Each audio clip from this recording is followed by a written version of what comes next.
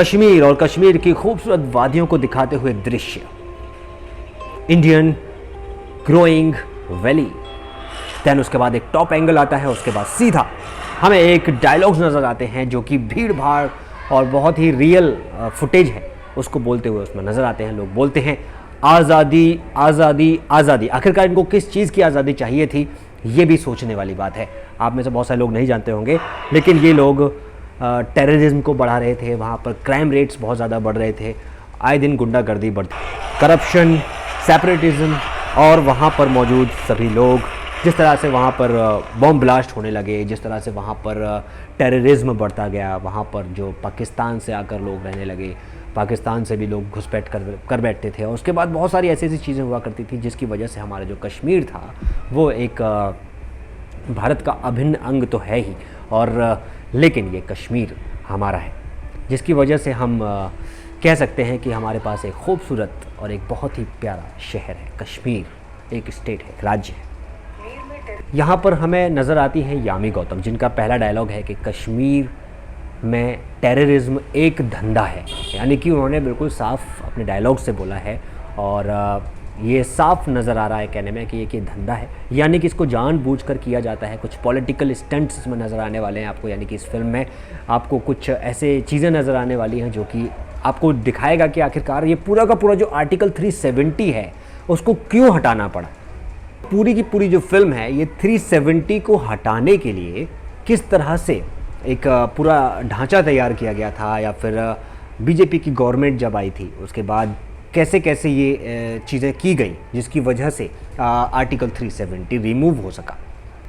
कश्मीर में बहुत ज़्यादा नारे लगा करते थे आज़ादी चाहिए आज़ादी चाहिए, और वो सब एक ही जगह से हुआ करते थे, और आप सब जानते ही हैं। हमें कुछ यहाँ पर सदन के कुछ फुटेज दिखाए जाते हैं जहाँ पर नेतागण मान्य लोग सब बैठकर थप थप थप थप थप थप वहाँ पर जो मौजूद टेबल होती है उसको थपथपाया करते हैं। ऐसा लगता है कि वाकई में रियलिटी में मैंने सदन में भी देखा था, उनका काम ही यही होता है नेता लोगों को कि बस बजाते रहो।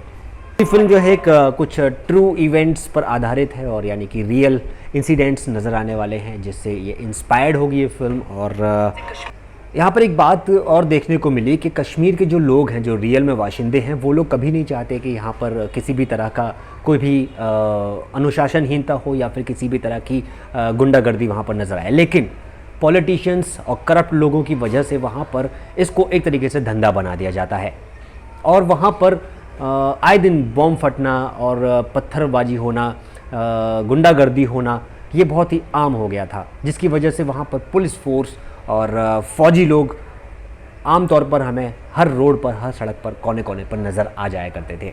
अब यहाँ पर एक स्पेशल स्टेटस की बात की है, यानी कि आर्टिकल 370 की यहाँ पर बात हो रही है। यानी कि जब तक हम आर्टिकल 370 नहीं हटा सकते तो उन पर हाथ नहीं डाल सकते, इसीलिए इस आर्टिकल 370 को हटाना बेहद ज़रूरी हो गया था।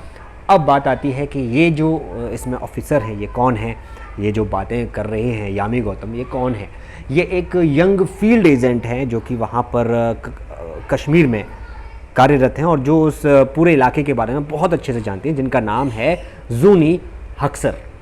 इसको और इस जूनी को उठाया जाता है एक वहीं की पॉलिटिशियन के द्वारा, जो कि राजेश्वरी स्वामीनाथन है, जो कि प्राइम मिनिस्टर हैं, और एक टॉप सीक्रेट मिशन के लिए उसको तैयार किया जाता है, जिनका टारगेट होता है, जिनका एम होता है कि वहाँ के टेररिज्म को और वहाँ की जो $1 बिलियन कन्फ्लिक्ट इकनॉमी है जो उस कश्मीर वैली में है, वहाँ पर उसको क्रैक करना है, यानी कि उसको निकाल कर लाना है, उसको ढूंढना है, और उसके बाद वहाँ पर मौजूद जो भी इम्प्योरिटीज़ हैं, जो भी लोग हैं जो गलत तरीके से वहाँ पर पनप रहे हैं या फिर कहीं और से आ जाते हैं, उनको भी दबोचना है। यानी कि इनको एक टारगेट पर भेजा जाता है जिसमें बिना किसी मासूम का खून बहाए आपको वो सब कुछ अचीव करना है, और इसका पूरा का पूरा जिम्मा रहता है जूनी के हाथ में, यानी कि यामी गौतम के पास। इस पूरे ट्रेलर में एक और ख़ास डायलॉग सुनने में आया था, जिसमें बहुत दिनों के बाद वो एक्टर नज़र आए हैं। उन्होंने बोला कि एक डायलॉग बोला है, और वो डायलॉग है कि अगर इस पूरे भारत में अगर 70 PM भी चेंज हो जाएंगे तो भी इस आर्टिकल को हटा नहीं सकते। तो ऐसा करके एक डायलॉग भी जोड़ा गया है ताकि वो एक नज़र आए कि हाँ कितना पावरफुल एक आर्टिकल बनाया जा चुका है। इस फिल्म के जो डायरेक्टर हैं वो आदित्य सुहास जाम्बले और इसके राइटर हैं आदित्य धर, अर्जुन धवान, आदित्य सुहास जाम्बले। और इसमें जो कास्टिंग है वो भी हम बात कर लेते हैं। इसमें तकरीबन 12 लोग हैं जो कि मुख्य भूमिकाओं में नज़र आने वाले हैं। नंबर 1 पर हैं यामी गौतम, प्रियामणि, किरण कर्माकर, अरुण गोविल भी हैं इसमें, जो कि हमारे राम जी की भूमिका में नज़र आ चुके हैं रामायण में, वो भी इसमें नज़र आने वाले हैं। वैभव टाटवाड़ी है, और संदीप चटर्जी, राज अर्जुन, अश्विन कौल, स्कंद संजीव ठाकुर, अश्विनी कुमार, जया विरली और अशित रेडिज करके एक और किरदार इस फिल्म में नज़र आने वाले हैं। यानी कि इसमें पूरी तरीके से एक पॉलिटिकल ड्रामा फिल्म है और इस पूरी पॉलिटिकल ड्रामा फिल्म में एक पीएम नज़र आती हैं और पीएम एक एजेंट को हायर करती हैं। वो एजेंट किस तरह से कश्मीर को साफ़ करने में काम करता है। देन उसके बाद एक मुसीबत आती है यानी कि आर्टिकल 370, जिसमें पूरी तरह से पॉलिटिशियंस और ब्यूरोक्रेट्स भी शामिल हैं और अपनी जेब गर्म कर रहे होते हैं। उनको हटाने के लिए आर्टिकल 370 को हटाना बेहद ज़रूरी हो जाता है, जिसकी वजह से पूरी फिल्म तैयार हो जाती है और ये पूरी फिल्म आर्टिकल 370 पर ही आधारित फिल्म है। किस तरह से करप्शन होता है। अगर आपको इस तरह की पॉलिटिकल ड्रामा फिल्म पसंद है, आपको सस्पेंस और थ्रिलर फिल्म पसंद है, तो ये फिल्म आपके लिए बेहद ही शानदार हो सकती है और बहुत ही खूबसूरत फिल्म बनकर नजर आई है। तो चलिए इसके कुछ टेक्निकल एस्पेक्ट्स पे भी हम बात कर लेते हैं। इसका जो कलर करेक्शन है थोड़ा सा ग्रीनिश रखा गया है, बेहद ही शानदार टोन और सिनेमैटिक लुक नज़र आ रहा है। इसके जो कैमरा एंगल्स हैं वो बेहद ही शानदार हैं।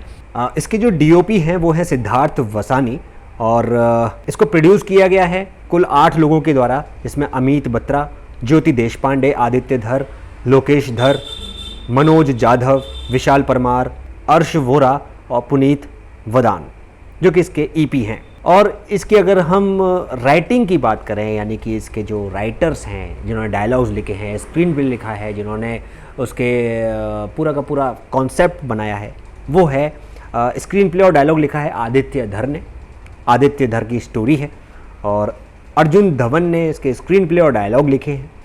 आदित्य सुहास जाम्बले ने इसके स्क्रीन प्ले और डायलॉग लिखे हैं। मुनाल ठक्कर ने इसके स्क्रीन प्ले डायलॉग, मुनाल ठक्कर ने इसकी स्टोरी में भी काम किया है और अर्श वोरा इसमें एडिशनल स्क्रीन प्ले के तौर पर भी नज़र आए हैं। तो ये इसके पूरे के पूरे क्रेडिट्स जो हमने बात करी, इसके जो कुछ ख़ास लोग जो बहुत ही इम्पॉर्टेंट है, और इसको जो रिलीज़ किया जा रहा है, प्रोड्यूस किया जा रहा है, वो जियो स्टूडियोज़ के द्वारा रिलीज़ किया जा रहा है, यानी कि जियो सिनेमा, अंबानी जी की जियो सिनेमा के द्वारा रिलीज़ किया जा रहा है। और बहुत ही बेहतरीन आपको ये फिल्म शायद नज़र आने वाली है। बहुत ही अच्छी तरीके से ये फिल्म बनाई जा रही है और इसका ट्रेलर देखने में काफ़ी शानदार है। तो देखते हैं कि आखिरकार इस फिल्म का रिज़ल्ट क्या होगा। मेरे ख्याल से अच्छी ही जाएगी। जिन लोगों को पॉलिटिकल फिल्म देखना पसंद है वो चुनिंदा लोग हैं, तो शायद कुछ ही लोगों के लिए ये फिल्म बनाई गई है। हो सकता है कि इस फिल्म तकरीबन 15 से 20 करोड़ रुपए तो कमा ही जाएगी अपने पूरे उस वीकेंड पर जब ये फिल्म रिलीज़ होती है, फ्राइडे, सैटरडे और संडे तक। तो that's all about my review. मुझे लगता है कि आपको हमारा ये रिव्यू पसंद आया। लाइक कीजिए, सब्सक्राइब कीजिए चैनल को, वीडियो को शेयर कीजिए। आने वाले समय में और भी तमाम ऐसे ही रिव्यूज़ और फिल्म के ट्रेलर के साथ दोबारा से मुलाकात होती रहेगी। अभी के लिए जय हिंद। एक बार सब मिलकर बोलिए, हे बॉलीवुड।